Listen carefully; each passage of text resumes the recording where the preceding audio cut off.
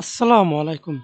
In this video, how to save photopea as jpeg. Let's begin. I already opened this file and edit save jpeg. Go to file, tap export as. See this jpeg. You can change your format,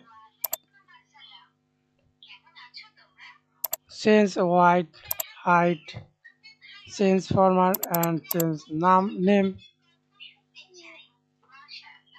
Example jpeg